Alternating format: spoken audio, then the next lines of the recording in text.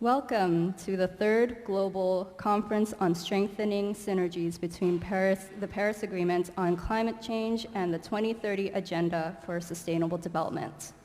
We will kick off the session with the multi-stakeholder session, moderated by Ms. Mana Saza, Director of Switch Association of Sustainability. Ms. Mana?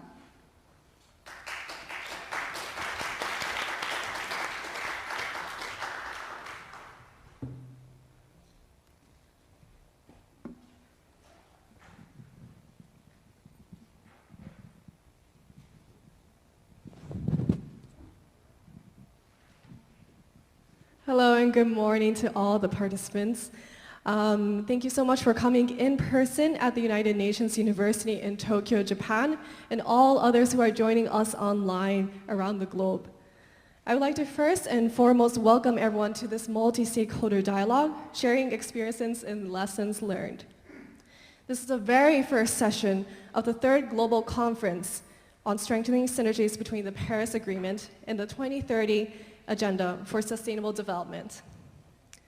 This conference is co-convened by the United Nations Department of Economic and Social Affairs and the Secretariat of the United Nations Framework Convention on Climate Change, also known as UN Climate Change. It is also hosted by the Ministry of the Environment of Japan. My name is Mana Saza, as Erin has introduced me. I'm the founder of Switch, a Japanese youth empowerment platform bridging between youth and the private sector to really harness a green transformation in Japan. It is my utmost pleasure to moderate this session in which we invite youth and professionals to tell their stories and passion from unique backgrounds, ranging from the UN, private sector, local government, academia, research institutes, and youth networks.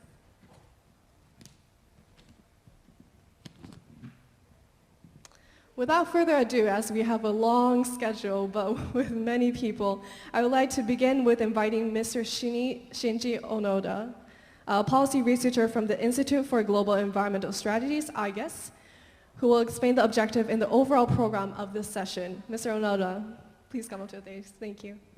Yeah, thank you, Ms. Saza. To begin with, let me explain the objective and the structure of this session.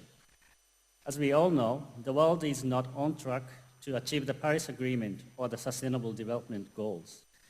Some suggest that under current situation, the SDGs will not be achieved until the 2060s or 2070s. Others predict a 2.7 degrees Celsius temperature increase by the end of this century. The recently published conference background note, which you can find at the official website of this conference, suggests that progress can be accelerated by recognizing the synergies and the trade-offs between climate change and the SDGs. Furthermore, there has been a growing call to integrate and synergize the actions on climate and biodiversity. Because climate change is one of the direct causes of biodiversity loss, and biodiversity can contribute to addressing climate change while enriching people's lives through its ecosystem services. Given this background, this dialogue will share practical experiences to strengthen knowledge and practices tailored to local conditions or specific issue-based needs. The session will start with high-level talks, where speakers will discuss the significance of synergies.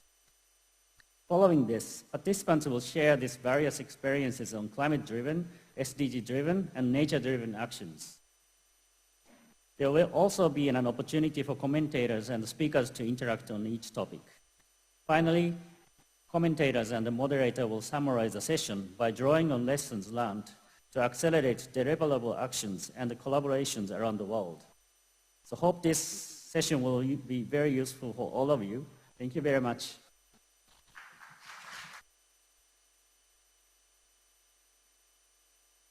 Thank you, Mr. Onoda, for sharing the game plan of this session. And now I would like to invite Mr. Koichiro Matsumoto, Director of Global Issues Cooperation Division, Ministry of Foreign Affairs of Japan, to kick off this session. Mr. Matsumoto.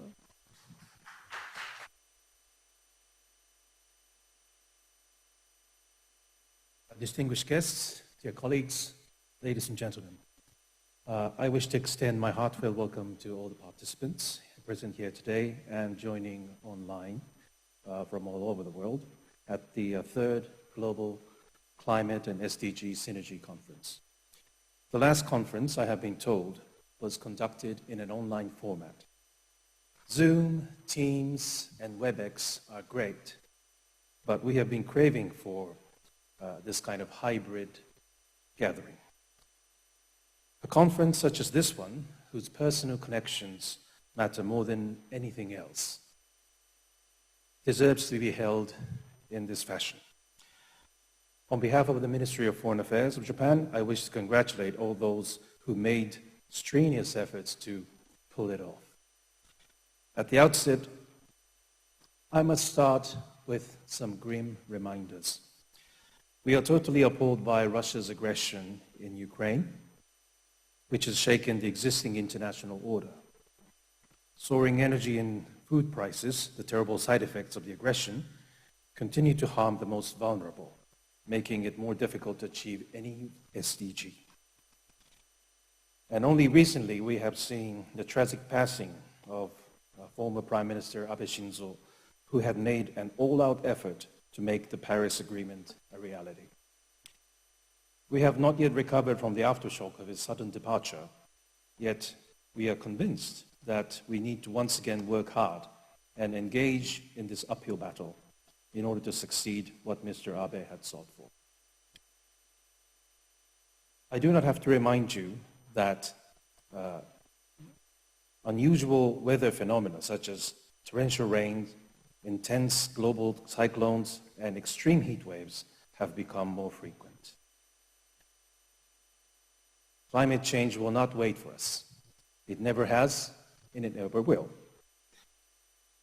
We are by no means on track to achieve the Paris Agreement or the Sustainable Development Goals.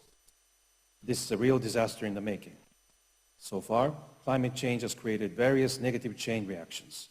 Because of it, we have seen the loss of biodiversity, another blow to our ecosystem. We cannot tolerate this dangerous trend to continue, and here lies the importance of creating a synergy between efforts to achieve SDGs and efforts to tackle climate change. The government of Japan's humble effort to end this vicious cycle was to submit a long-term strategy to the United Nations with the goal of achieving carbon neutrality by 2050. And Japan also has set a goal of 46% reduction from the fiscal year 2013 level in fiscal year 2030. We are going to achieve this target by not only realigning the energy supply structure, but also restructuring the entire economic and social system, including the industry, livelihoods, and how communities work. Japan will remain committed to our goal of achieving the $100 billion annual climate finance target of developed countries with a view to mobilizing our technology and know-how. I have been told that today's event will shed light on solutions from Asia on harnessing climate, SDGs, and biodiversity synergies. The Japanese people have always sought to live in harmony with Mother Nature. While we are eager to learn from all of you participating from overseas, we would be more than delighted if you could take away any lessons learned from our experience and utilize them in your efforts to create such synergies. Lastly, I wish to note that from 1st of January 2023, Japan will assume the G7 presidency. We look forward to proposing solutions to global issues and inspiring those who are suffering from the current crises as the government in charge of drafting this G7 leaders statement. The Ministry of Foreign Affairs and government as a whole will remain committed to all the efforts to make a difference to this end. By expressing our sincere pledge that we, as the incoming G7 chair, will provide necessary leadership for the success of the G7 Hiroshima Summit and beyond, I will conclude my opening remarks. Thank you very much, and I wish you a successful and fruitful meeting.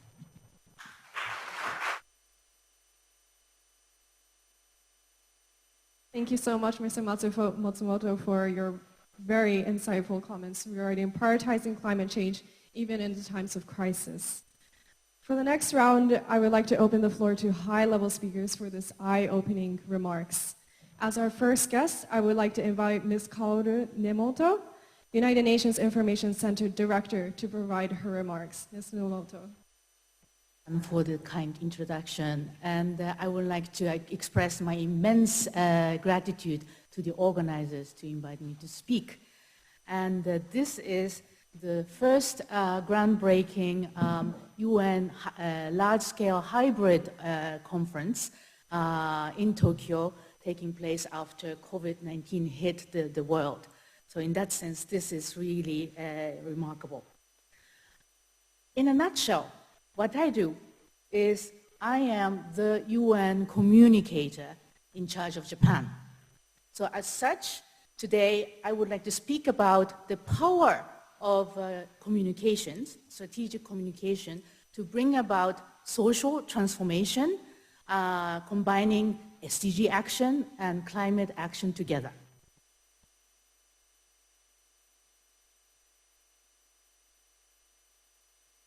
I would like to, So last week, my big boss, Secretary General Antonio Guterres, he spoke at the Security Council debate on role of strategic communications at UN peacekeeping. And his message can be summarized in 3 points. One is communications is not a side issue or an afterthought. And more than ever, strategic communications is central to the success of all our work. And third, it is designed not just to inform, but to engage audiences in support of the vital missions of the UN. And his remarks reflect the guiding principles of UN communicators, which can be summarized into 3 W's. The first W is what? Lead the narrative, set the agenda. And then the second W is why care? Why is it relevant to you? Why does it matter? And the third is what now? What action can you take? And be it SDGs, be it climate, be it peace. So where are we in terms of SDGs here in Japan? And fortunately, the largest ad agency in Japan, Dentsu, has conducted a survey, recognition survey, since 2018. And I am very pleased to inform you that the latest figure shows almost 90% of Japanese people know in one way or another about SDGs. It is almost 6-fold growth since the first survey was conducted in 2018. And we tried to connect the dots so that we can promote integrated approach of SDG action. And in terms of my office and myself, we work very closely with the media through a platform called SDG Media Compact, which is a platform for collaboration between the UN and media organizations. And I am pleased to inform you that now about 280 media organizations in SDG Media Compact globally, 60%, 170 are Japanese media. And this shows how people got to know about SDGs in Japan. TV, online media, newspapers, they have brought impact in SDG recognition. However, there is a big challenge. 40% of the respondents are very lukewarm about SDGs. So to engage them into SDG action is a vital agenda for us. And I believe climate action is utmost urgency.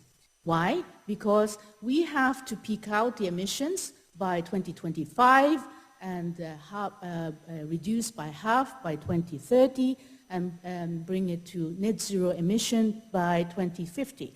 However, as it looks like, the emissions are going to grow 14% by 2030. So we have to cut emissions.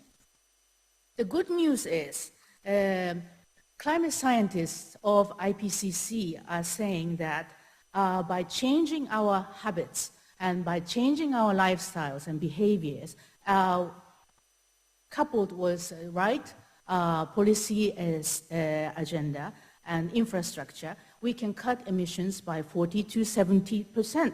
So this is a good news.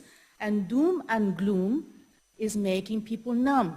People lose interest. And we have to provide solutions. We have to provide hope. And we have to encourage people to take action. So together with 123 media companies in Japan who have joined the SDG Media Compact, we have launched a climate campaign, action campaign called Promise of 1.5 degrees. And this is the first ever attempt of the United Nations to organize country-level media campaign under the SDG Media Compact. And we will, the campaign has already started, but the promotional period begins on the day 1 of the UN General Assembly high-level week through the last day of COP27 in Egypt. And we have a problem with my slide, but I would like to mention that our Undersecretary General in charge of global communications, Melissa Fleming, she mentioned that Japan as major greenhouse gas emitter, but also as a great innovator in sustainability, green technologies and energy efficiencies can lead the way. So let's lead the way through your power of SDG action and climate action. Thank you very much. Thank you, Ms. Nemoto. If you could be so kind to sit over here. Thank you so much. And moving on to the next speaker, I am excited to introduce Mr. Kazuhiro Yoshida, who is the mayor of Namie, Fukushima Prefecture of Japan, who is with us online. Mr. Yoshida, can you hear us? はい、聞こえます。よろしくお願いいたします。タイムキーパーとして、3分間のアラームを私から説明させていただきます。よろしくお願いいたします。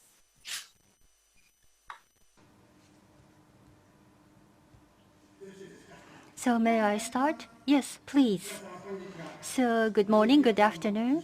I'm Kazuhiro Yoshida from Namiya town. So today I would like to speak about our efforts in Namiya town. And I'm very grateful to have this opportunity. And in 2011, I would like to take this opportunity to extend my heartfelt gratitude for all the support we received at that time. Now let me start my presentation. Well, Namiya town is in Fukushima Prefecture, northeastern Japan.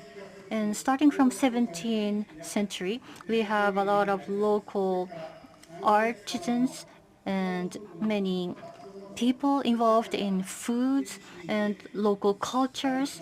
And we are with an enriched culture. And before the Great East Japan earthquake, we had more than 2 million population. But with the earthquake, we had all the people evacuated and it was 0. And it's now about 1,900 people living here. So 11 years ago, on March 11, we had a great earthquake as well as tsunami. And we lost very valuable 182 lives. And with the nuclear disaster, we couldn't save these people. And those who survived had to relocate to other places throughout Japan. And nuclear disaster-related death totals about 442 people. And some of the part of the city had been lifted with the no-entry zone. So we have various efforts, including the ground design of the building by Sumikuma. And we are trying to create a sustainable town building. 3 minutes more. And with the nuclear disaster, we are now focusing on the renewable energy initiatives. And with the strong intention In March 2020, we declared that we are a town of zero carbon emission. And we had been now focusing on the hydrogen power. And we are now promoting these efforts. And with the introduction of reusable, recyclable energy, so we have now been able to generate electricity more than before the Great Eastern Japan earthquake. And we have more researchers to come to promote hydrogen. And we have also, in our town, established solar power related facilities and electricity storage, and we are now promoting more and more of use of renewable energies, and we are enhancing the efficiency as well. We are also working to make Namie Town a town for hydrogen. The hydrogen transportation and pipeline and various hydrogen-related technology and other hydrogen stations that enable power generation are in the works.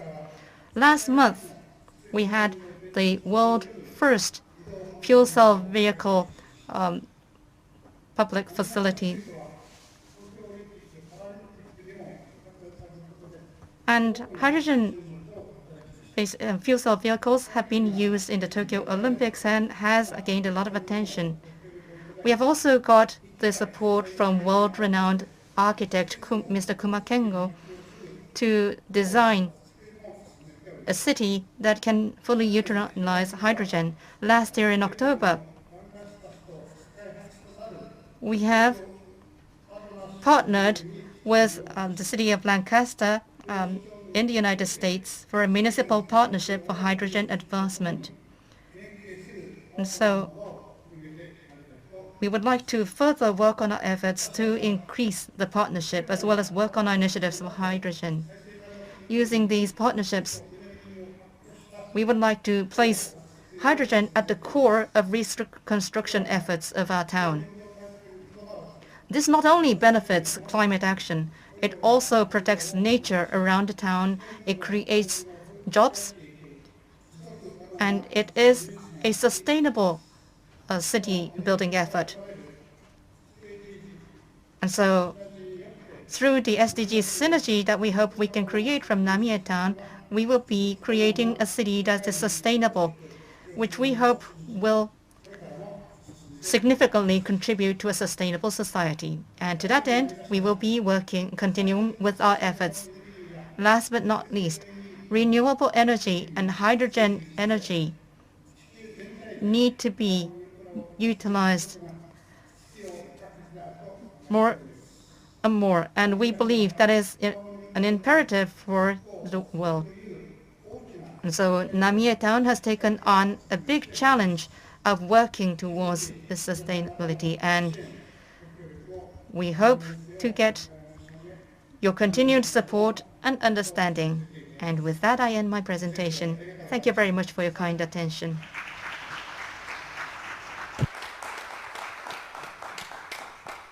Mayor Yoshida, thank you so much for your wonderful comments. Now I would like to introduce our next speaker, who is also online, Ms. Sheila Obara-Ocha, Director of the Energia Network. Ms. Sheila, can you hear us? Yes, I can hear you. Can you hear me? We hear you perfectly. Thank you so much. I'll be the timekeeper, so I'll notify you when the 3-minute and 1-minute mark is. Thank you. Okay, thank you very much. Good morning, distinguished participants. Let me start by thanking the organizers for inviting me to participate in this important conference, and I'm honored to speak on this very distinguished panel. Ladies and gentlemen, sorry, I see that I was unmuted. I'm sorry, was I speaking and nobody was hearing me? Yes, we only heard your introduction, so I think we'll have to ask you to start from scratch. I don't mind if you will indulge me. I apologize for that. I think it just automatically went on unmute. I apologize for that. So I'll just start again, and I apologize for the inconvenience and for taking too much time. Thank you very much. I was saying, I don't know where I left off, but I was saying that the United Nations has clearly stated that one of the principles of the SDGs is that they're integrated, indivisible, and balance three dimensions of sustainable development: the economic, social, and environmental dimension. Ensuring this balance and addressing interlinkages is thus key to global efforts to address climate change and achieve the 2030 Agenda. Yet a review of the status quo, such as the Global Sustainable Development Report commissioned by the UN, concluded that little progress has been made on interlinking the various SDGs. For example, the report found that SDG 5 on gender equality's influence on other SDGs is silent or significantly weak for 8 SDGs, including that on energy, climate, responsible consumption, and partnerships. Similar trends are also observed when it comes to planning for climate action.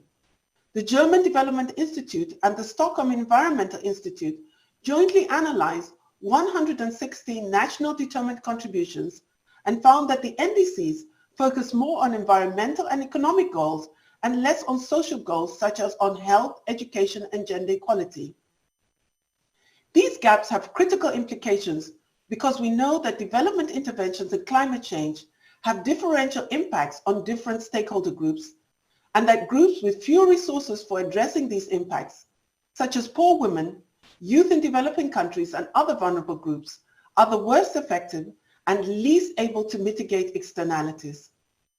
To address these challenges and allow for inclusive planning that yields multiple benefits and catalyzes intersectional progress between SDGs, as well as the global climate targets, please allow me to propose 5 planning principles.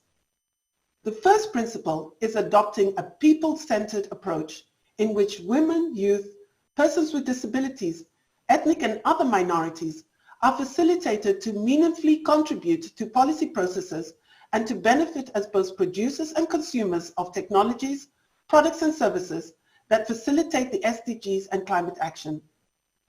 This also requires that decision makers, including those from governments, private sectors, civil society organizations, are accountable to the needs and aspirations of different social groups.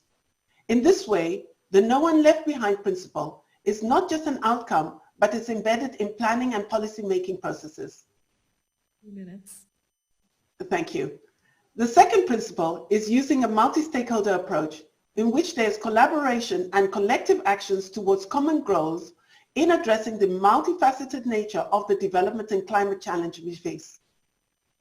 Thirdly, we are learning from increasingly frequent natural disasters, the COVID-19 pandemic, and various economic and political crises that we cannot achieve sustainable progress on SDGs or the Paris Agreement without building resilience. This could include, for example, strengthening robust local value chains that will not only provide local decent jobs, but also reduce vulnerabilities to disruptions in global supply chains, or providing social safety nets, such as inclusive stimulus packages and other forms of liquidity support to female and youth-led businesses that tend to be more economically challenged. Finally, all of the aforementioned principles would be futile without financing. Yet the reality is that many developing countries already struggle to meet their ongoing development needs, and this is exacerbated with the ongoing food, fuel, and financial crises. Thus, at COP27 in Egypt this year, and at the SDG Summit in New York in September 2030, a key point of attention will be whether commitments to official development assistance and the climate funds for both mitigation and adaptation will translate into real-time investments and grants that promote inclusive and just transitional pathways.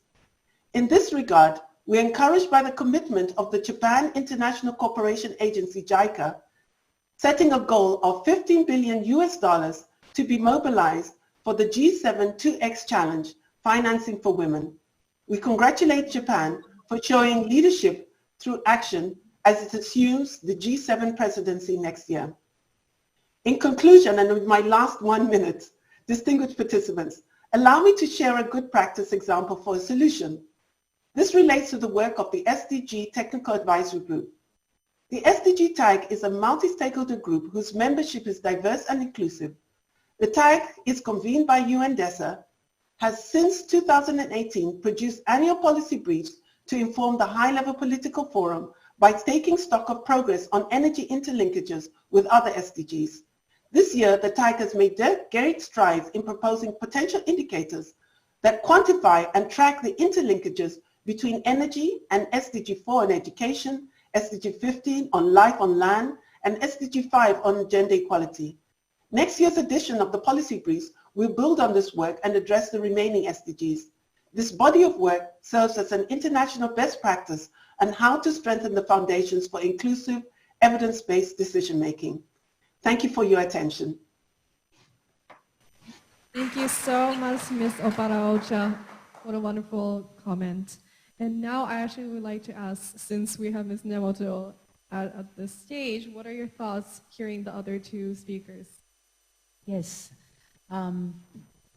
Listening to Mayor Yoshida and also Director Sheila, I thought about the core principle of SDGs. No one will be left behind.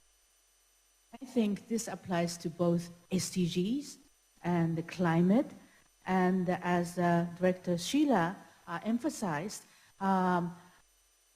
integrated approach. That is the key. We should break the silos and integrate all our agenda across the principle of no one will be left behind. And what is really encouraging is, as Mayor Yoshida talked about, local actions. That's expanding. And his initiative of zero carbon city, that's expanding throughout this country and also, I believe, throughout the world. This is signifying the principle of think globally and act locally. And so I am so encouraged by the remarks made by Mayor Yoshida and the Director Sheila. Thank you so much. I think you really summed it so well with the fact that the principle is to actually work together and leaving no one behind, because I do think that is possible. It is a long way we can work towards, but it is something that we should really work on, especially and in also Japan the power of communications to make it happen and connecting individual actions into social movement and social transformation. So I think three speakers, three of us, complemented very well together.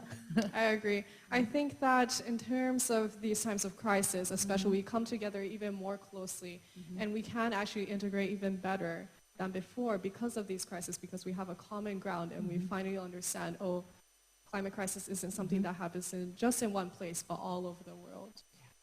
Solidarity is the key. Sorry, fine. Lovely. Well, thank you so much, Ms. Nemoto, and all others who are participating online, including Mayor Yoshida and Ms. Opara-Ocha. And now I would actually like to move on to our next session, who would be moving on to actually talking about the climate-driven SDGs and nature-driven initiatives. So thank you so much, Ms. Nemoto. Thank you so much. I thank you. Thank you so much. Very much. Please give a warm applause. Thank you so much, Ms. Nemoto. Well, from here onwards, we have the next batch of speakers who will be sharing their experiences relating to climate-driven SDGs, and others who will be giving their presentation in an elevator format.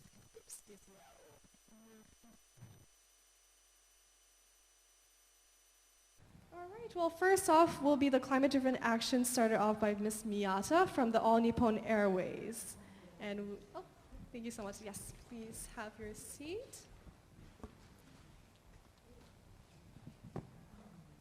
Ms. Miyata, please go on ahead. Thank you. So thank you very much for inviting me here today. I am Chikako Miyata from ANA Holdings.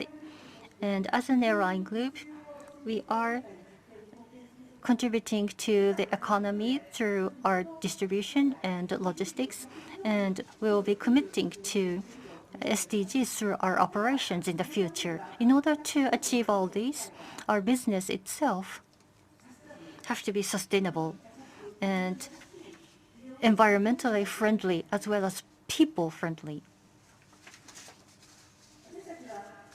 So NA Group is contributing to the solution of the SDG, and we have slogan here with ESG management for promoting sustainability. And I'll first focus on E part of our project. So our issues include waste reduction as well as the challenges of the food loss. So the plastic products in our planes would be changed to more environmentally friendly ones, and we are trying to reduce the food loss.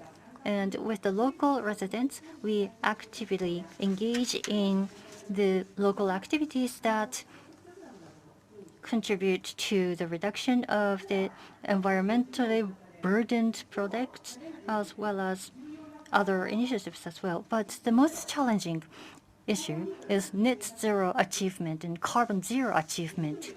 Especially, we are airliner, meaning that our 99% of CO2 is coming from our airplanes, and this would be the greatest challenge for us. In order to solve this, we have 4 pillars. And operational improvement point of view, our ANA group, each of the employee is trying to do everything they can day by day. So, for example, pilots try to fly as efficient as possible, and also we are cleaning the engine with the maintenance people. So we are trying to visualize these efforts to people as well as our customers. And in order to achieve net zero, the largest contribution could be this. This is about SAF. Using this sustainable aviation fuel is most important. But having said that, as written here, we can reduce the emission by 80%, but the cost will be doubled or tripled, and only there's 0.03 ratio of this SAF provided to us, even with the greatest demand. So we have these challenges, practically speaking. So what can we do? Well, we are trying to create our business to a more decarbonized way. And in order to use SAF with the various stakeholders, we are now trying to communicate the importance of SAF. And we are Japan Airliners, and we are the only company that can use SAF for our regular flights.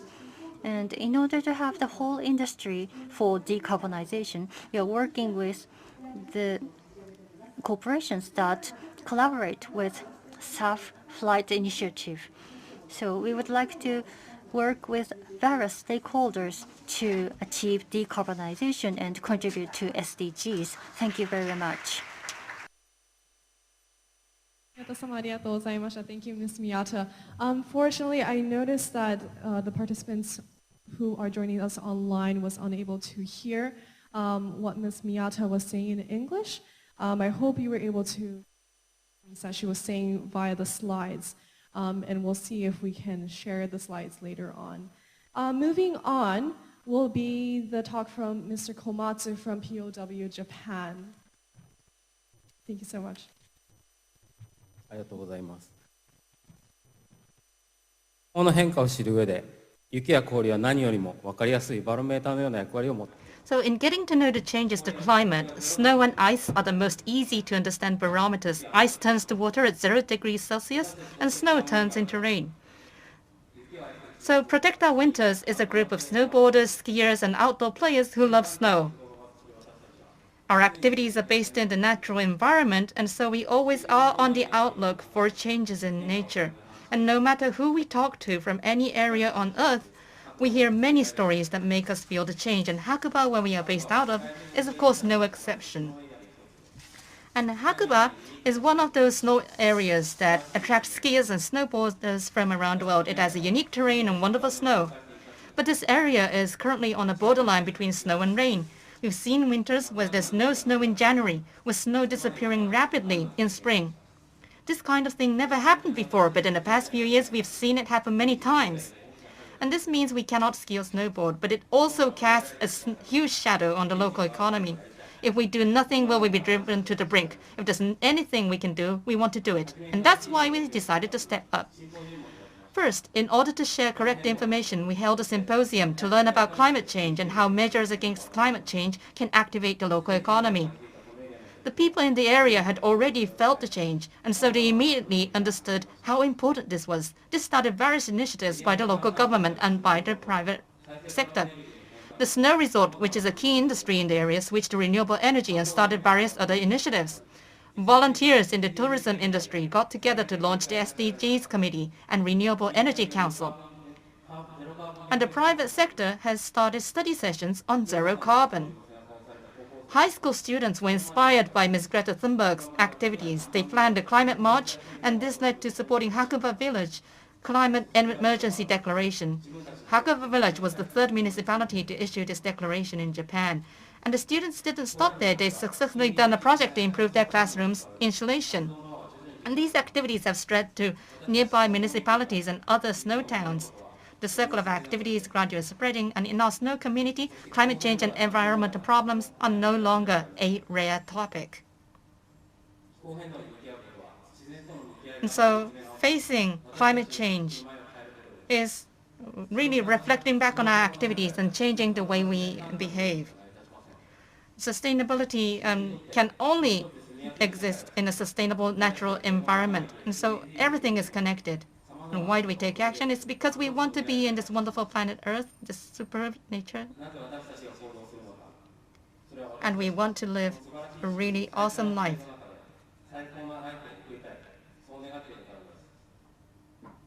That's what we want, and that's what we believe, what everyone wants. Thank you. Thank you so much. And now I would like to actually move on to the next speaker, who will be talking to us via, excuse me.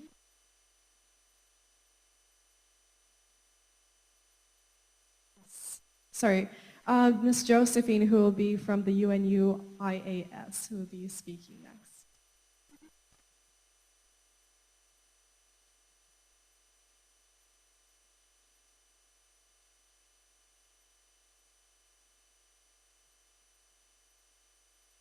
Thank you very much for the opportunity to speak today. My name is Josephine. I'm a graduate from the United Nations University. And while I was here, I did my research on government for sustainable development. So now, looking at the synergies between climate change and biodiversity, let's consider factors. First one is that at the rate at which the world is going, at the status quo, the Paris Agreement may likely not see its desired results. That's something we are looking at now. And the second fact is that we all know that climate change, the main cause of climate change now stands as the burning of fossil fuels, as explained earlier. And in addressing these two big factors of climate change, it's important to recognize the powers of macroeconomics and government systems, as well as decision makers.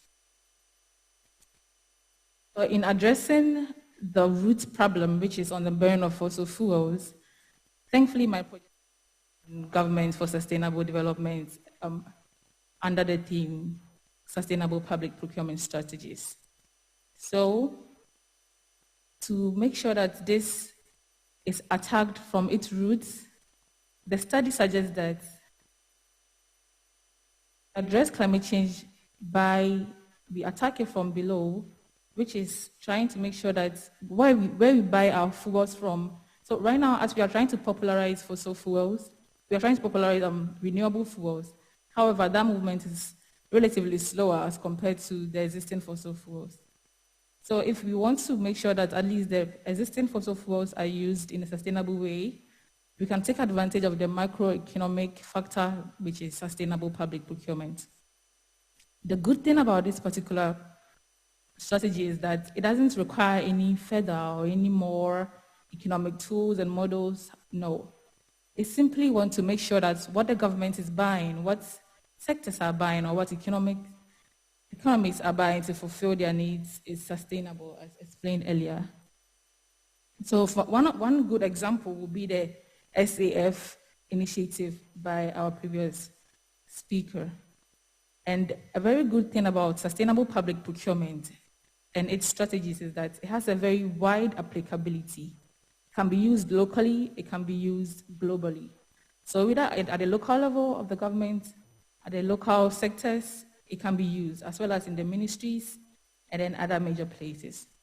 So as a call for action, I would initiate that we start small. We start with our local sectors. We look at what we buy. We really make sure that we apply all the sustainable public procurement strategies and take advantage of a mechanism that already exists, as all government already procures what they need. Thank you very much for being here today, and thank you for your attention.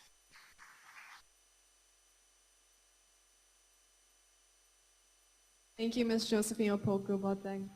Now I would like to actually move on to our next speaker, Ms. Wei Chin Tao, who is with us online.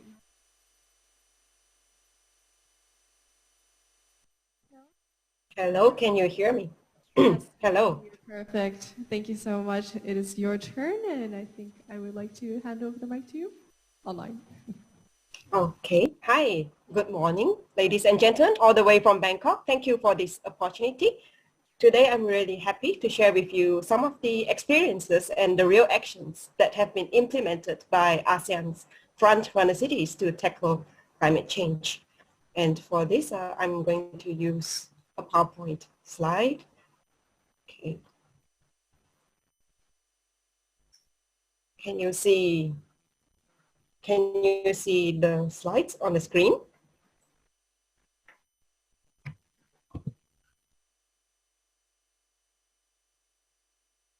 Oops, hello.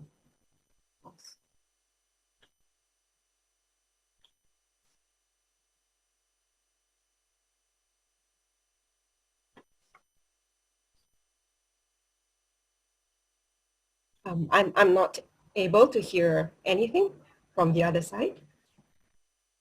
Oh, yes. Okay, all right. So just now I attempted to share my screen and the PowerPoint slide. I wonder if it's working. It's working. Working. It's on full screen mode though.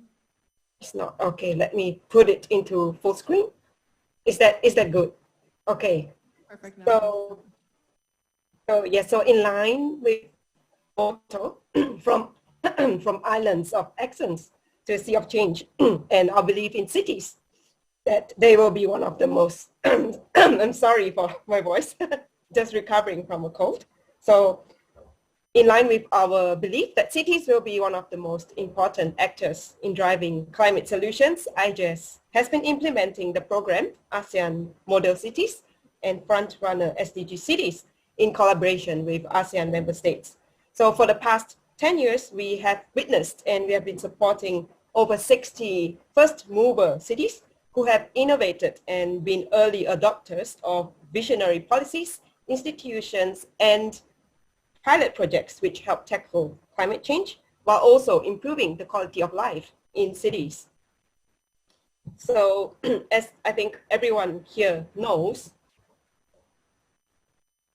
ASEAN cities are actually very well positioned to contribute to climate solutions and tackle environmental crises, particularly in terms of the two important challenges we face today, in terms of the climate emergency and also the great plastic crisis, a very important pollution problem for the whole world. So first of all, ASEAN cities are working hard to change non-sustainable linear circular forms of resource management into circular patterns, especially through their direct control over waste management.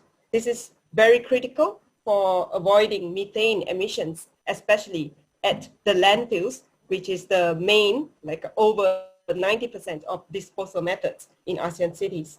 Methane is the second. We have 1 minute left. Oh, there's no time. Okay, I think I will just jump straight to the main message here today is that if there's one thing that ASEAN cities must focus on and are able to focus on is actually to prevent organic waste from going into landfills in the first place. And by diverting the organic waste away from the waste stream, it's also making it much easier to recover the reusables and recyclables from the waste stream. So ASEAN cities are very good at implementing many solutions at a small scale, but they are not yet at the stage where they can document their efforts and share it with the rest of the world widely. So, but this is a good example of one of the most advanced low-carbon cities in Malaysia. Shah Alam city of Malaysia managed to produce their voluntary local review of the SDGs, and they presented their achievements to the UN High-Level Political Forum on the SDGs in July 2021. So in the following slides, you will see the real examples of the interventions that already have been implemented in ASEAN cities. So the key point here is that ASEAN cities, they are implementing and contributing to climate change and SDGs, not because it's a global agenda alone, but also it results in the local environment becoming cleaner and greener, and it also results in generating jobs, local jobs, and good opportunities for the local people. So these are some of this is the example of the first city in Indonesia which introduced a citywide ban on plastic bans in the retail outlets, Banjarmasin city in Indonesia. And they substituted plastic bags with a local traditional form of bags called purun, a grass bag, which also leads to greater conservation efforts and greater biodiversity within the region. Here's an example of Luang Prabang city in Laos, transforming an underused and neglected part of the city into a clean, green, and open space for all sectors of society, including for the non-profit and also for the volunteers of the city who gather to help clean up the city every month. And it also acts as the deposit center for recyclables. This is examples from Phuket City in Thailand. I think I'm running out of time. So if you have time, you can disseminate this to the participants. So let me end the presentation by inviting you to visit and view the showcase videos of the cities that have done many excellent pilot projects on climate change and SDGs. And please, if you want more information and want to keep in touch with our initiatives, please join us on Facebook. Thank you so much for your attention. Thank you, Ms. Teo. Thank you so much for a round of applause. Wow, what a wonderful list of great examples. Ms. Teo is actually the program manager for sustainable cities from the regional center in Bangkok from IGUS. Thank you so much, Ms. Teo. And now that we have actually heard from all the marvelous speakers, I would like to hand over the mic to our commentator for this session, Mr. Takemoto, who is the president of the Overseas Environmental Cooperation Center, Japan, to share us his thoughts. Mr. Takemoto, can you hear us? Yes, thank you, Mana-san, for your kind introduction.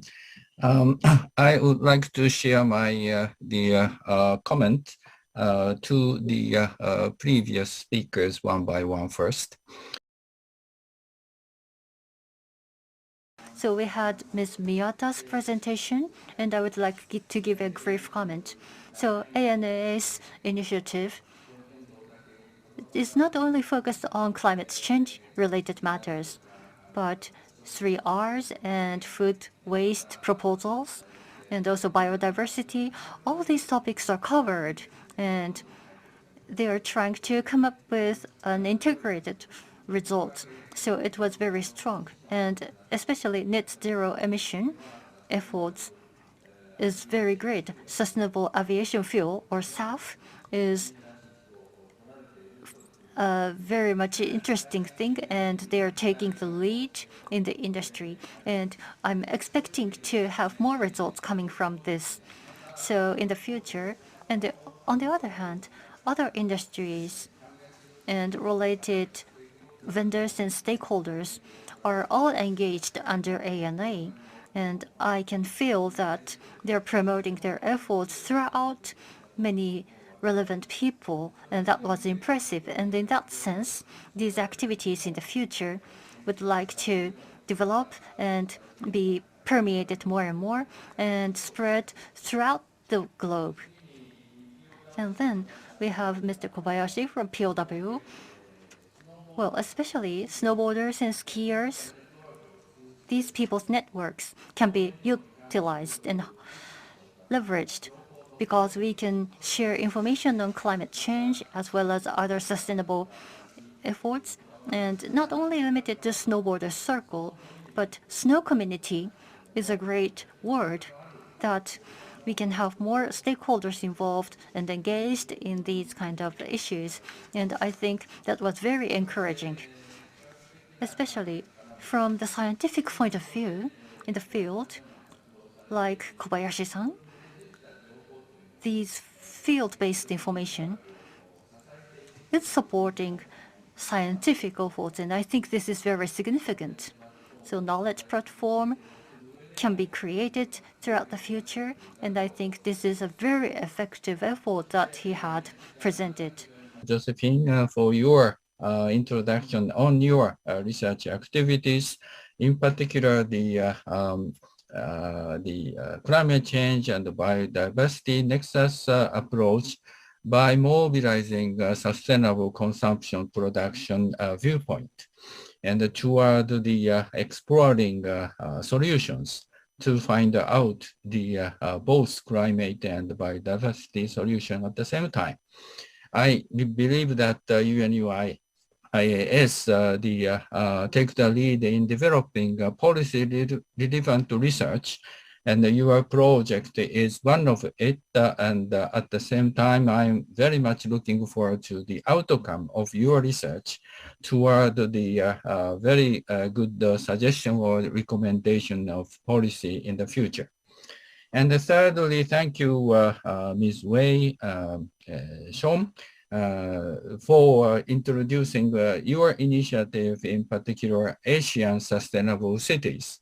And the cities plays very important role in addressing climate change.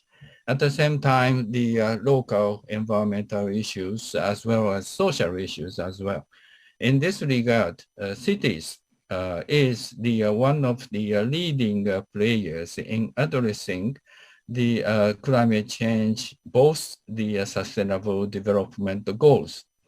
And in this regard, the government of Japan has initiated the city-to-city collaboration program under the joint crediting mechanism, JCM. And through that the mechanism, a lot of good examples has been developed. I think IGES Bangkok, the center, plays very important roles in the future, and very much looking forward to further your initiative. Thank you very much, all the speakers. I do have a couple of general comments. However, due to the time limitation, I would like to save them onto the final wrapping up session. Thank you, Mana. Thank you very much. Thank you. Thank you, Mr. Takemoto. I'm excited to hear what the other comments are at the very end of this session. Now, I actually would like to wrap up this session and ask all the current speakers to have a leave, and we'll move on to the next session, which is on the SDGs driven action. So we'll have the next round of the elevator pitches. 皆さんありがとうございます。ありがとうございました。Thank you so much. Thank you so much. And actually, for the next SDGs-driven actions, we have Mr. Hideki Akimoto, Ms. Hitomi Asahi, Mr. Myras Ponon, Mr. Simon Olsen, and the commentator will be Mr. Kazuhiko Takeuchi. And the first speaker, we have Mr. Hideki Akimoto from the executive Happo One Development Company.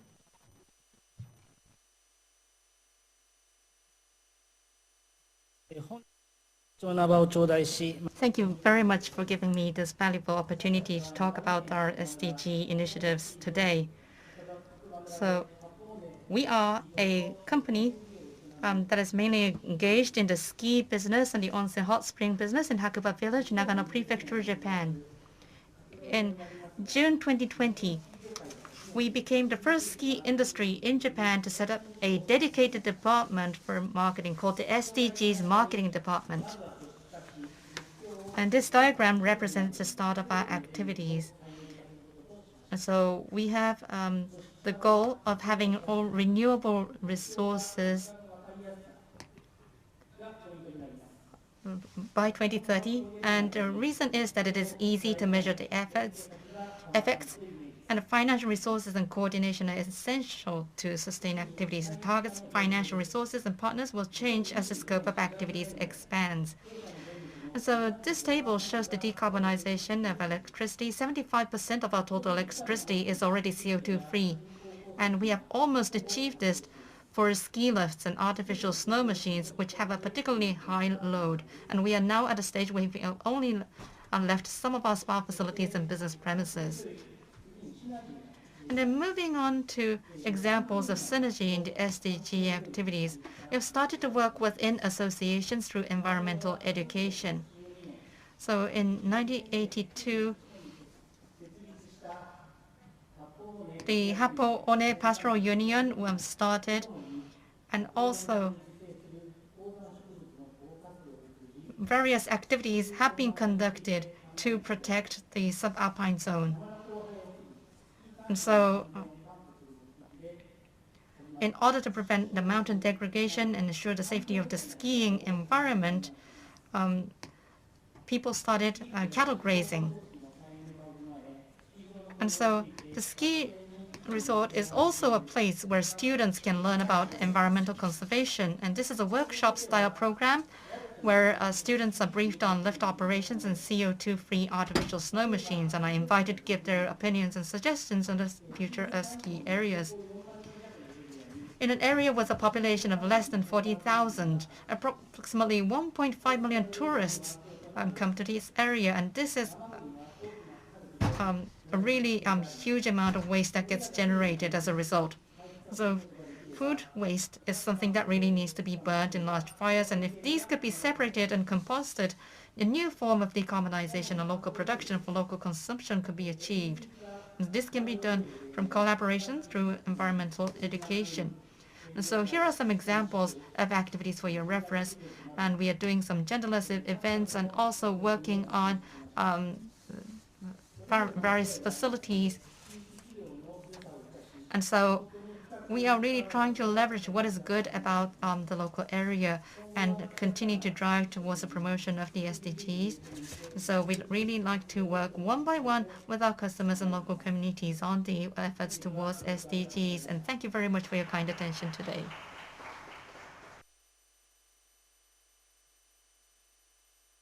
Thank you, Mr. Akimoto. Now, actually, I would like to move on to Ms. Hitomi Asahi, who is Executive Director from SDGs Picture Book Promotion Association.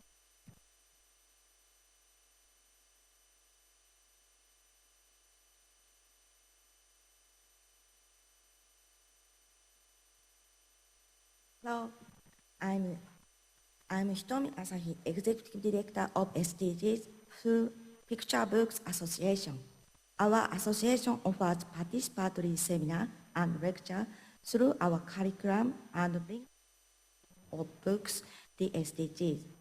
For about 4 years ago, when the message of the SDGs was not well known, I was thinking about how to spread it to the children more. After thinking for a while, I got an idea.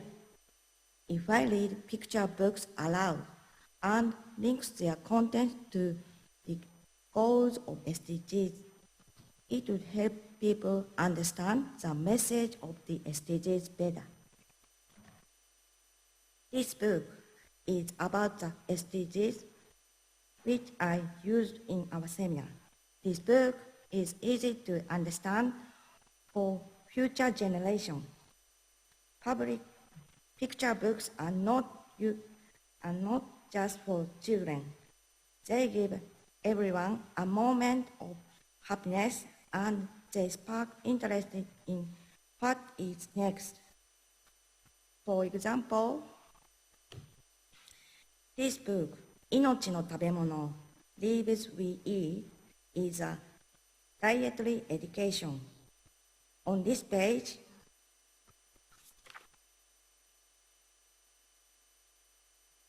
the mother asked her son to sort these items they buy into food from the land and from the ocean.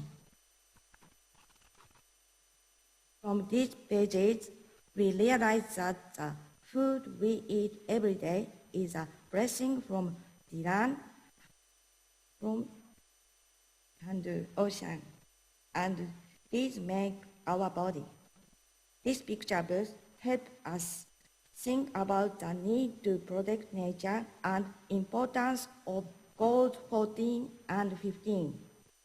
Started from this, we drive people to think about what we can do in our daily life and connect it to their everyday lives and make it motivation. This long-selling book is for Goal 11. This book connected to climate change. As you know, picture books are published all over the world. If we connected each country's pictures to the SDGs, many people will grow to respect to the earth and its gift from nature food. We will try to make picture books into a gateway to the SDGs and a tool for connecting with the world. We will continue to take action day by day. Thank you for attention. Thank you, Ms. Asahi. Asaki-san, ありがとうございます.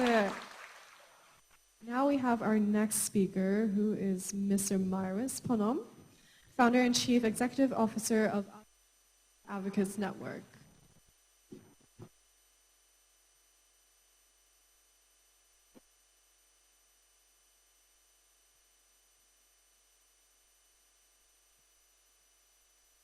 Good day to all. Emmanuel Myris Ponon, a 21-year-old youth advocate from the Philippines.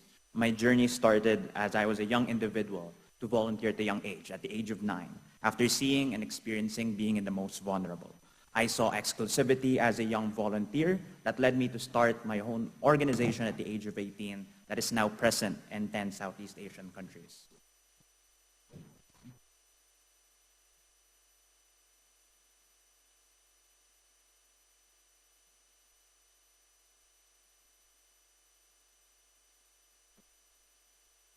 So we do understand that only 14% of the Southeast Asian youth are considered active citizens in the community. For them to be active, we want the youth to harness and find their advocacy because we believe that our deepest advocacies comes from within. We want to make advocacy a lifestyle and solving 3 things. First is the lack of youth civic engagement programs, limited focus on youth development, and inefficient and unsustainable agendas. That is why we have established the CN Youth Advocates Network that aspires to make advocacy a lifestyle.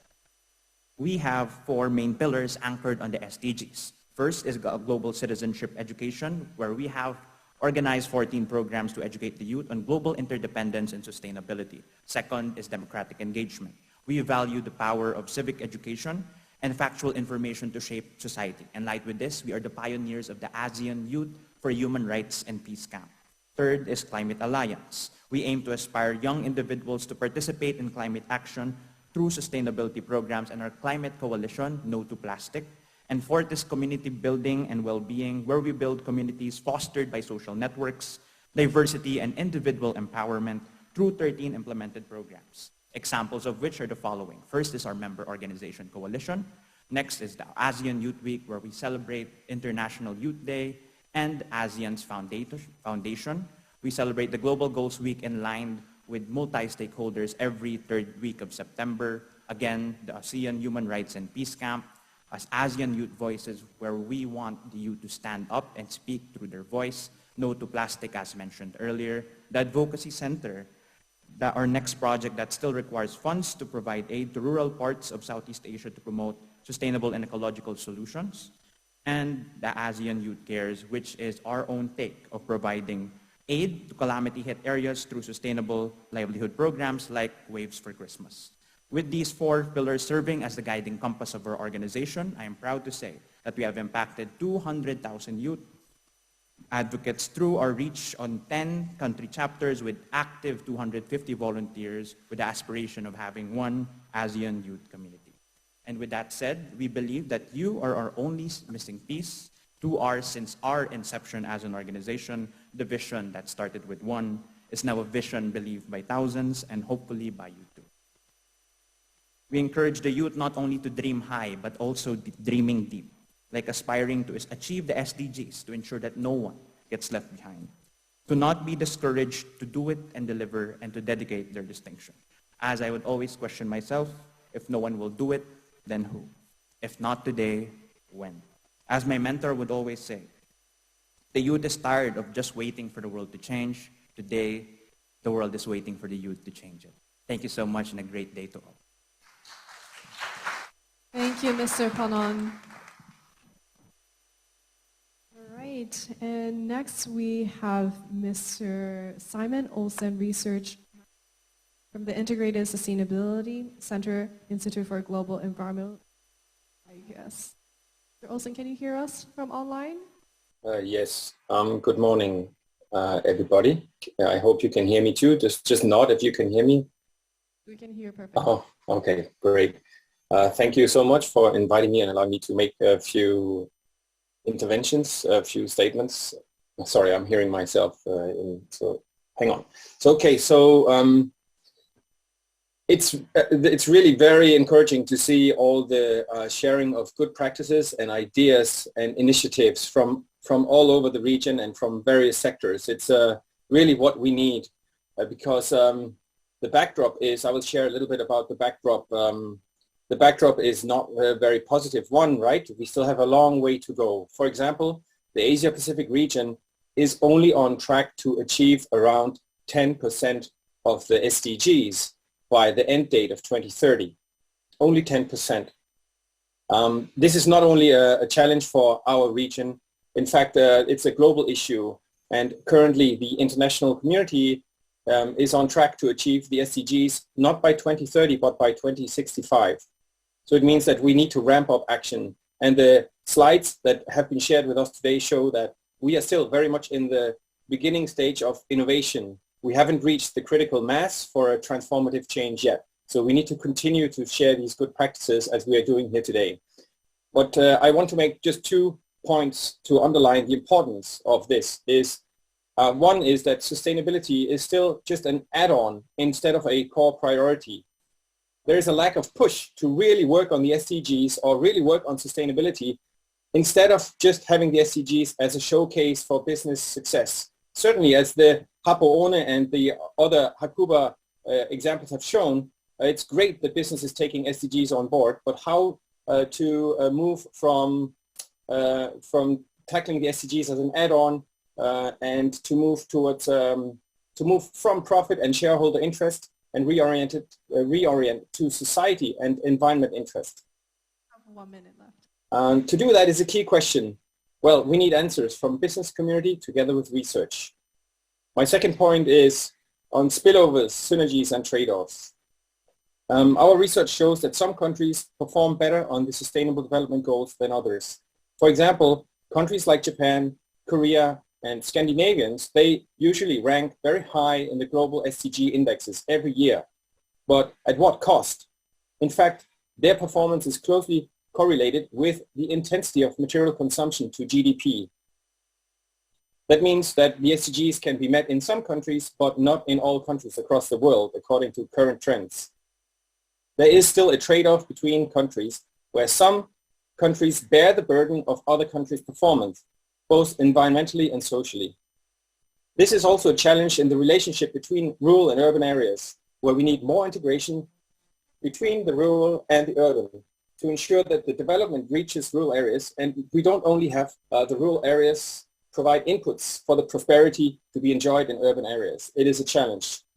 So my last point is, if we really want to internalize synergies, we need natural resource accountability, such as consumption-based accounting across international supply chains and across rural-urban supply chains.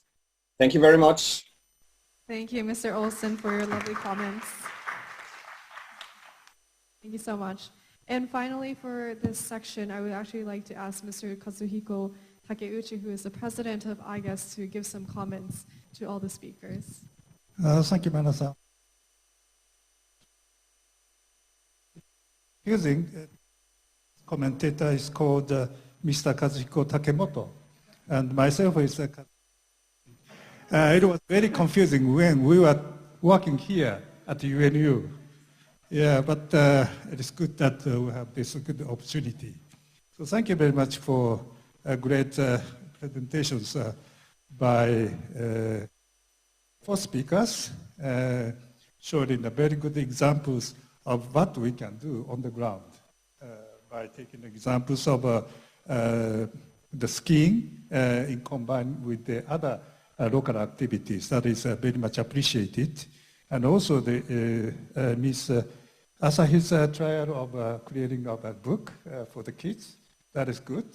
Particularly, I'm having 3 grandchildren, and so it is good that I ask them to learn from you for the future of their generation. These issues are very concrete issues, and we need to localize as well as materialize our ideas. Not just talking about climate change, not just talking about SDGs, theoretically, or, but it is very important to do on the ground. And then I would like to appreciate Mr.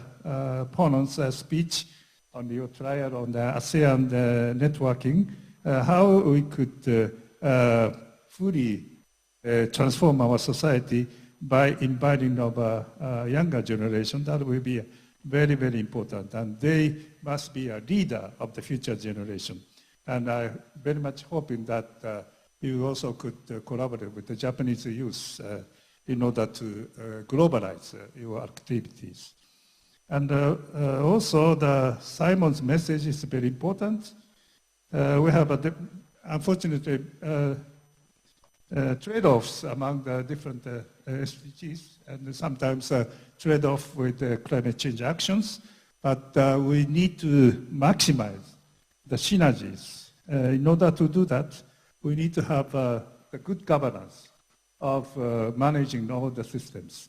This is not just climate change issues, but it's issues related with our, therefore, it is needed to try to integrate. And therefore, this meeting is very, very important from the global and also the local perspective. I would like to say that all of you emphasize the importance of local action, and all of you emphasize the importance of exchange of your views and ideas, and cooperation and collaboration. And this will bring us to the new dimension, I hope. I believe that we are not, but we still have a hope, but we need to accelerate our action. Thank you very much. Thank you so much, Mr. Takeuchi.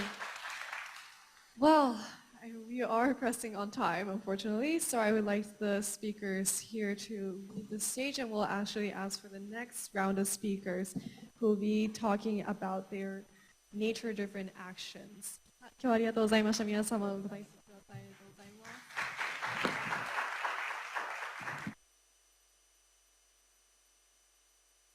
Thank you so much.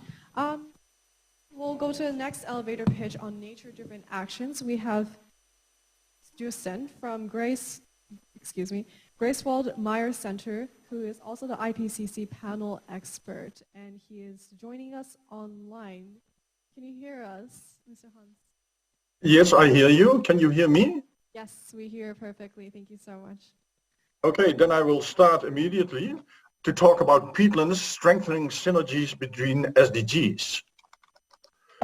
I have to start my video, you ask. Okay. Since Paris, we have one common goal worldwide to limit climate change to 1.5 degrees. The Paris Agreement and the SDGs says that it has to happen in the context of sustainable development efforts to eradicate poverty. The IPCC 1.5 report from 2018 spells out what this means. We have to reduce CO2 emissions to net zero in 2050. So we have to change our behavior also with respect to peatlands.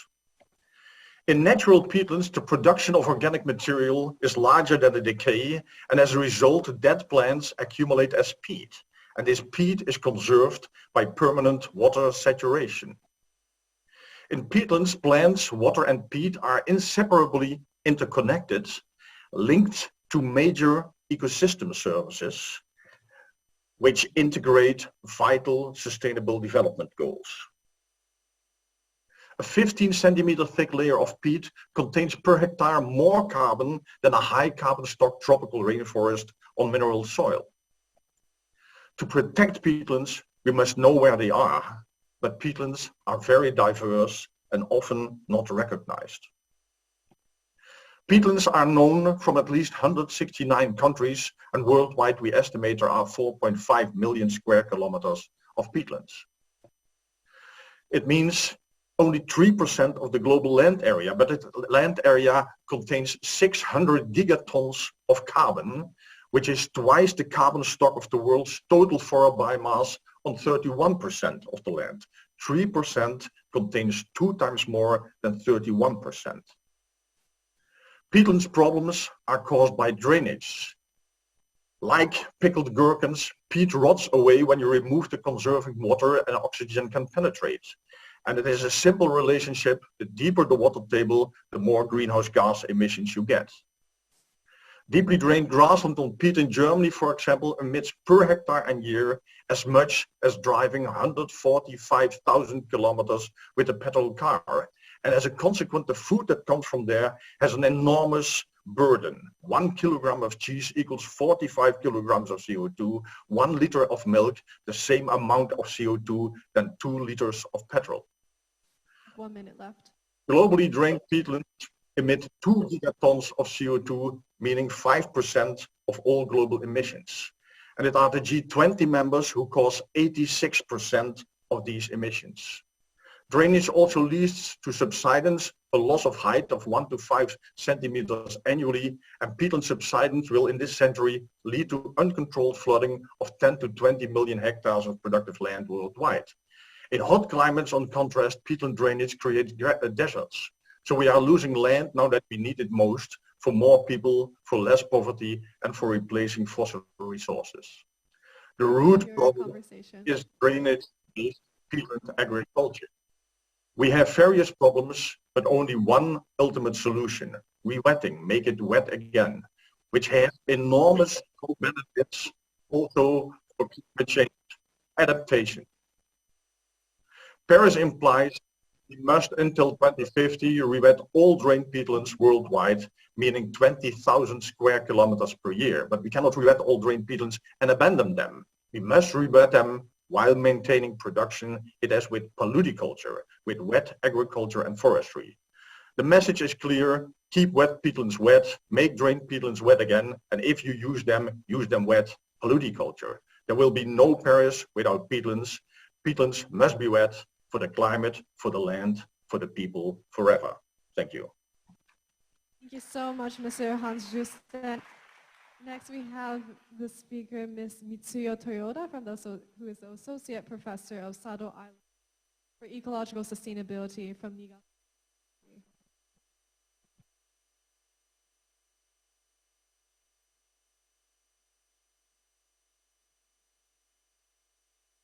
I'm Mitsuyo Toyoda from Niigata University Sado Island Center for Ecological Sustainability. It is a great honor to have this opportunity to share our action in Sado. Let me summarize key environmental projects on this island, particularly focusing on the growth of multi-stakeholder platform.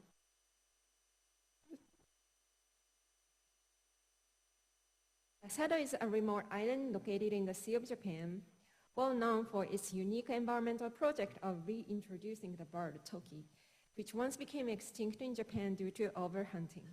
Since Sado was the last habitat of this bird in Japan, and since this bird is an umbrella species of Satoyama ecosystems, the reintroduction project started in Sado under the global mission of the conservation of biodiversity. Since the first release of the bird in 2008, it has been generating successful outcomes, increasing its population steadily. This project has brought a variety of changes to this island. For example, ecological rice farming method was invented and introduced to local farmers.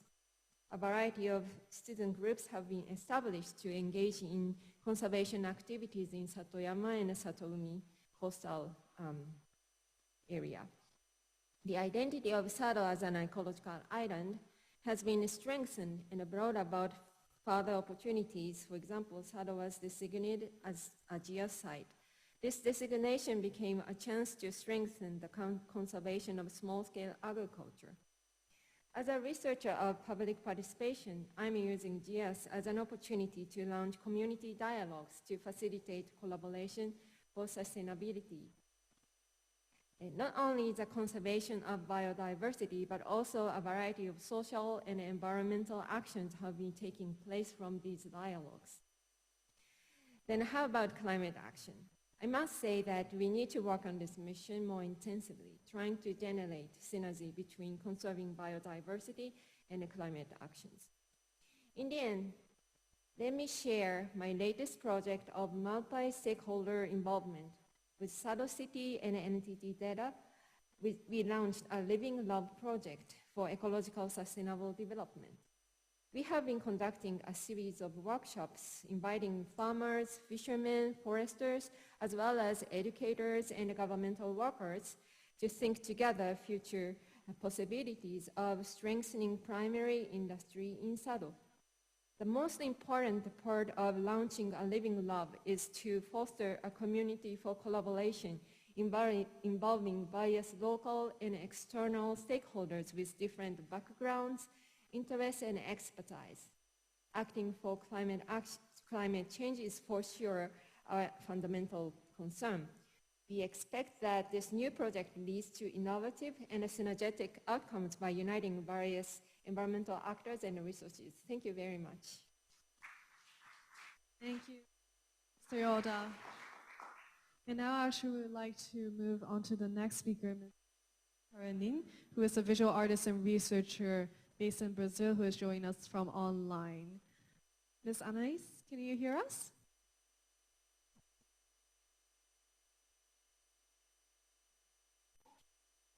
I can hear you. Can you hear me? Yes, we can hear you perfectly. Okay. Thank you. Are you seeing my screen? So we can hear, sorry, we can see your screen as well. Oh, perfect. Thank you very much. Good morning, everyone. My name is Anais Karining, and first of all, I'd like to thank you for the organizers of this great conference for the opportunity to be here today, and also for the audience and the other speakers. So I am a Brazilian artist and a PhD researcher, and today I would like to share with you how art and academic research has been important tools for my artwork to inspire people to rethink their relationship with nature. So I consider that art and culture are intricate, as well as culture and nature. So for this reason, I am using my creativity and thinking skills to be a culture shaper for climate action, with the objective of creating new knowledge systems that can help us to be culturally aware of the environment, not just as a resource, but learning how to take care and live together with nature and through daily basis attitude. So to accomplish it, I've been connecting ancestral knowledge and science on my artworks. So my parents and my ancestors are from rare areas of Brazil, where people learned to live in resilience with nature. My great-grandmother was an indigenous from Machacali ethnicity, and since I was 14 years old, I've been trying to recover the relationship and the knowledge of that ancestry through the study of medicinal herbs and the traditional cosmologies that always teach us to respect nature and to live with the other beings through spirituality and daily life practices. So I connect these knowledge systems with each we call bioarts. There is a technique that makes art, science, and technology. So I consider community a tradition and traditional knowledge an important resource. So I've been doing field research in order to develop my artworks and helping on forest restoration projects, environmental and biodiversity research. I intend to continuously communicate some ideas that I learned in my trajectory and which I consider essential for reach changing. These ideas are expressed to the words interconnection, interdependency, co-responsibility, and coexistence, which are ideas that have been practiced through many years by communities, traditional communities, that take care of the forest and help restore the ecosystem. So I consider we should protect them and their knowledge and learn from them, allowing societies to break the distance with nature and to be aware of how to change our current situation. So thank you very much, everyone. And I would like to keep in contact. So here you can talk with me later to have more ideas of my experience with art and environmental change. Thank you so much. Thank you so much, Anais. Thank you, thank you.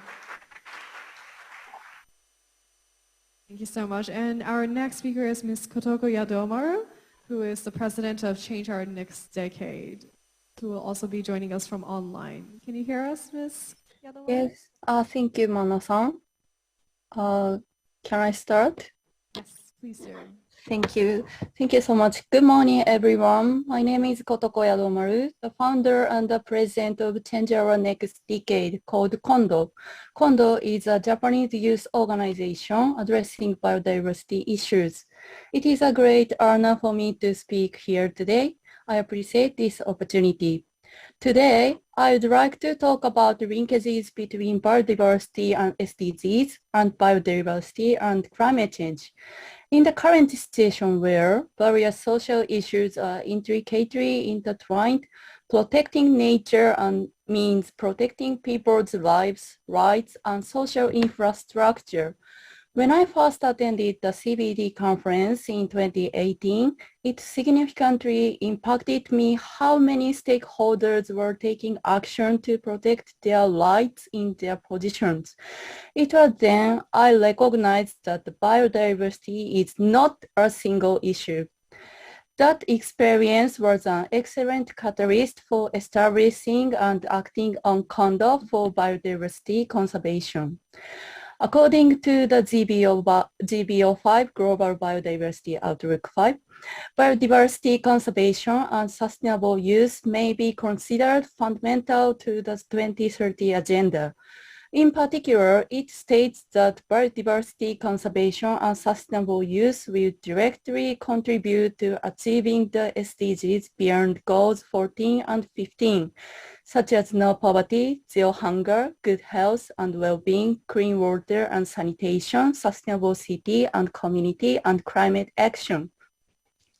Climate change action is urgently needed. However, biodiversity and climate change are closely related. How much of the current climate change measures incorporate the perspective of biodiversity conservation?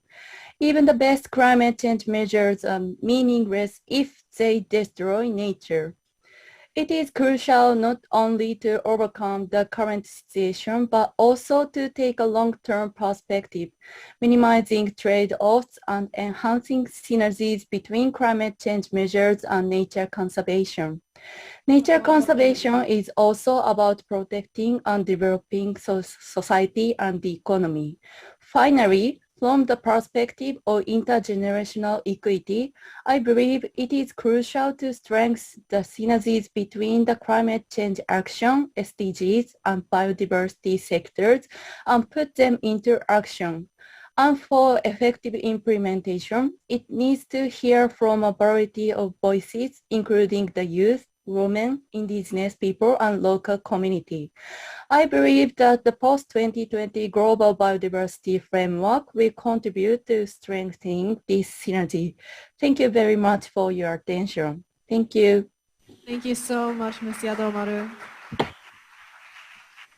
All right. right, well, now that we have finished all the elevator pitches, I would like to introduce our commentator, Ms. Imelda Dada Bakudo, who is the co-chair of the Global Alliance for Climate Smart Agriculture and the convener of ASEAN Climate Resilience Network. Thank you so much. This morning, I was sitting in my seat and I'm listening to very many initiatives, amazing, so many of them, from multi-stakeholders, with multi-approaches, multi-players, different ways of approaching how to achieve synergies and really get to the 1.5 degree reduction, right? And we will arrive at this wonderful session in which I would like to take my precious time to invite us to slow down and listen to the profound simplicity that what nature is offering. This session has given us, for example, Mr. U-Thant has really showed us the solution to a lot of greenhouse gas emissions is to keep peatlands wet. And so the solution is very simply coming from nature, keep it wet. We have also listened to ecological rice farming from our colleague, and it's really going back to such an ancient tradition without the use of chemicals, without the use of a lot of inputs, of artificial inputs. And so let's slow down a bit because I'm coming from multi-stakeholder organization, both globally and regionally at ASEAN. And we are aware that we are lagging behind. We are gonna achieve the SDGs at 2065, 3.5 decades late. But we are, all of us are doing our inputs, right? It's so good to hear from our snowboarders doing their turn. It's so good to hear from corporate contributions from ANA, from an aviation, right? But finally, at the end, nature has such great solutions out there, and this is what this session is all about. And lastly, I was really very inspired by Anais, who has shown us that let's not forget arts. Both nature and arts coexist to really give us not just a feeling of ultimately arriving at solutions, but that to remind us that solutions really come very simply without a lot of fanfare and coming from nature. And these kind of solutions, sometimes we often set aside for very expensive man-made solutions, such as dikes or seawalls in order to deal with rising seawater, for example. But here you are, some solutions from artists to remind us that nature is really there for us. And I think let's take a step back, let's include a lot of nature-based solutions into some of the many, many approaches coming from science, coming from the private sector, coming from politicians and policies. We all need them all together. So let's not forget very simple solutions that were shared today. Thank you. Thank you so much, Ms. Bakudo. I think you really summed it all in terms of what is the important understanding what we can learn from nature, but also at a local scale. All right, well, I think we are done for this section, and we would like to finally move on to the commentators to give our final thoughts. Thank you so much, Mr. Oda. And as we are waiting for Mr. Takeuchi to come up to the stage, let us start off with, let's see, Mr. Takemoto to actually give us his final comments. What did you think of the session, Mr. Takemoto? Thank you, Mana-san, again. In this morning, we have shared a lot of the good practices around the world. I am very impressed by the kind of local actions or local commitment as emphasized by Professor Takeuchi in the round 2 in this morning. I fully agree with Professor Takeuchi in this regard, the local actions and the local commitment. At the same time, I would like to emphasize or highlight the role of government or role of intergovernmental agreement. which provides the stakeholders with the sort of the framework to move forward.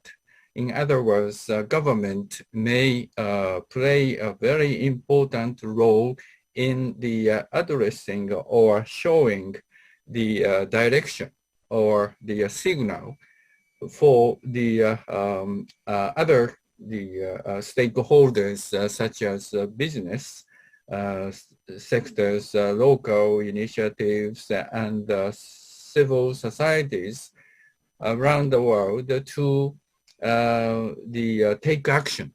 At the same time, the stakeholders on the ground had the good position to get the feedback to the policymakers.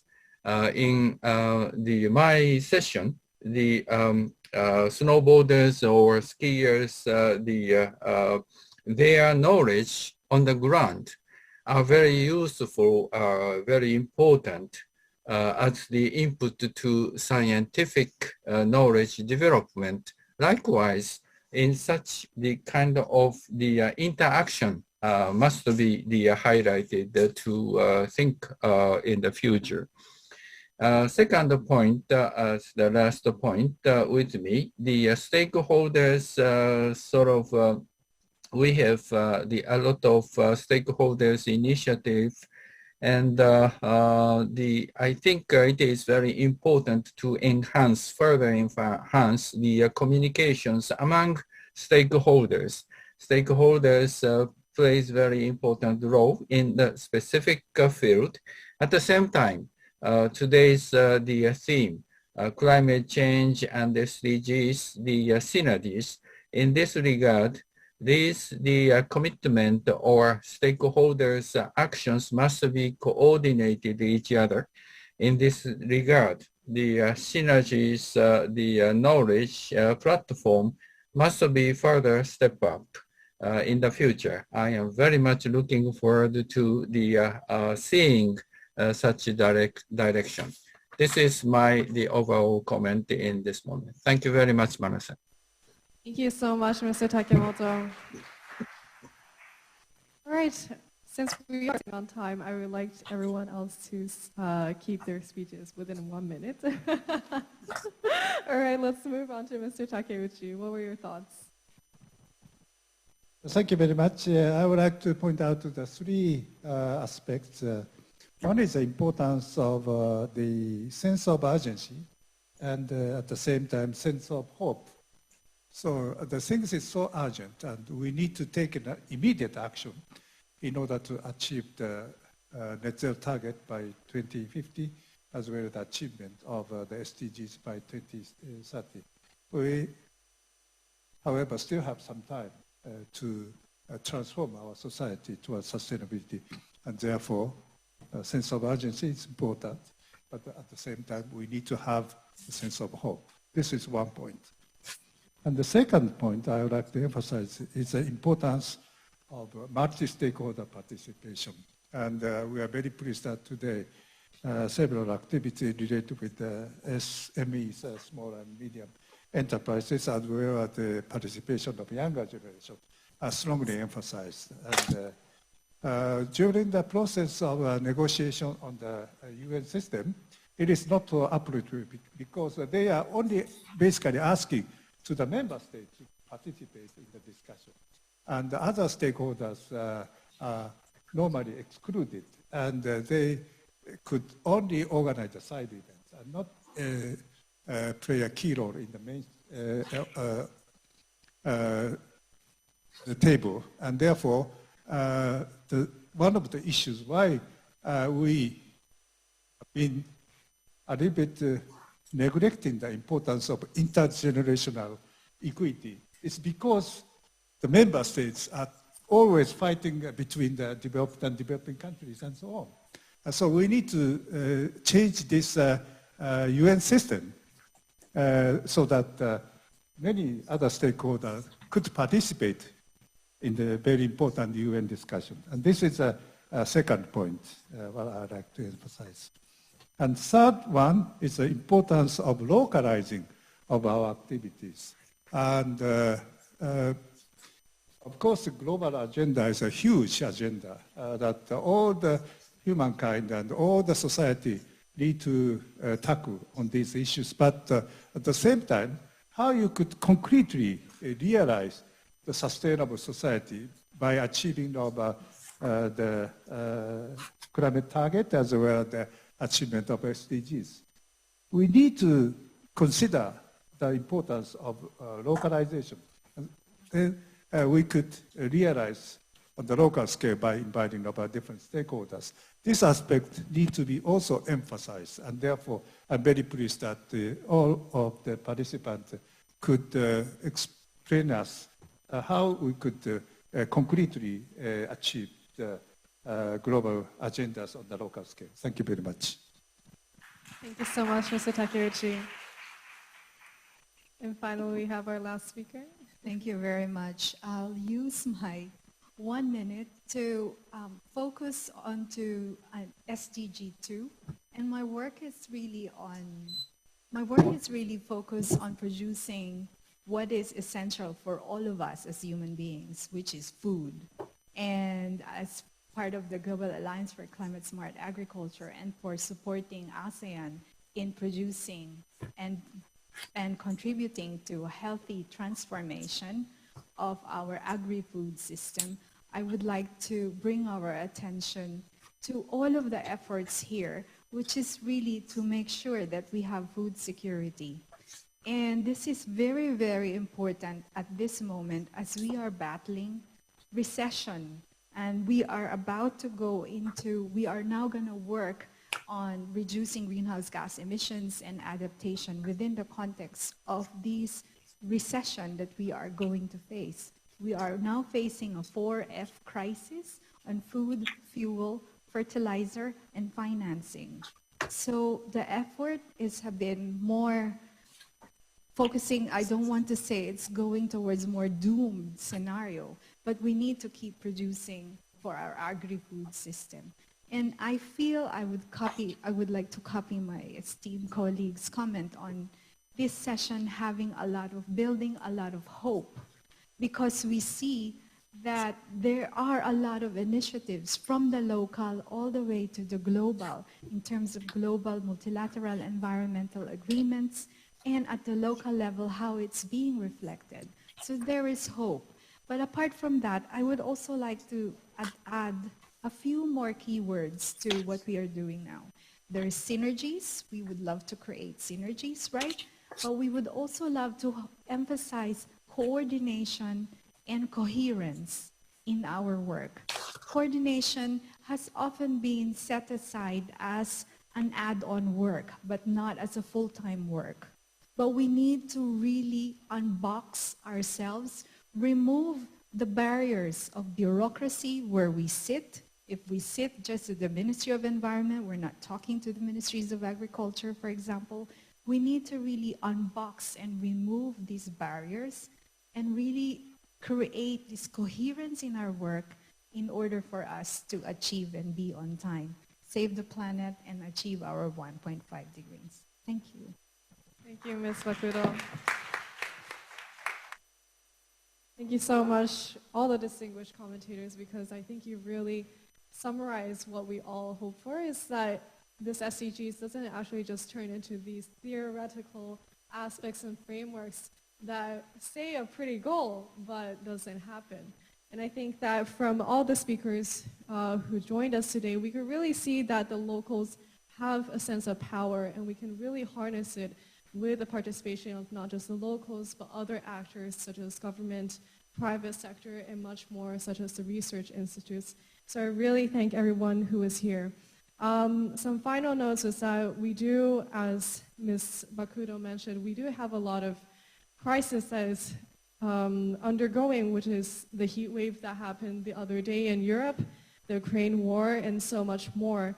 But the importance is that, I guess, personally from my end as a youth who is joining for this talk, is that we find something that we really want to work on and is very close to our hearts, and that's the only way we can keep on engaging ourselves in the long term. And I hope that we can really empower everyone else who is not part of this room and not part of this discussion yet to take action and see what they can do in their realm of interest as well. So thank you so much for all the comments and the speakers and also the online participants for participating in this multi-stakeholder dialogue.